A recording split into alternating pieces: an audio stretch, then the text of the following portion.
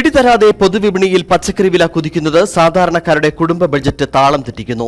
നോമ്പുകാലം കൂടിയായതിനാൽ പച്ചക്കറികളുടെ ഉപയോഗം പൊതുവെ കൂടുതലുള്ള കാലത്തെ വിലവർദ്ധനവ് സാധാരണക്കാർക്ക് ഇരട്ടി പ്രഹരമാണ്.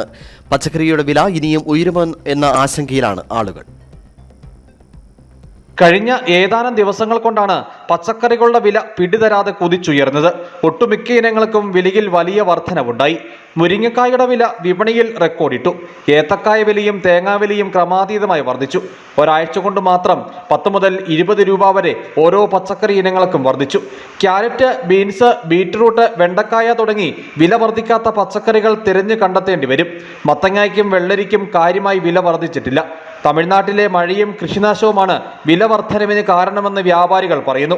പച്ചക്കറിക്ക് ഇപ്പോൾ ഭയങ്കര വിലയാണ്.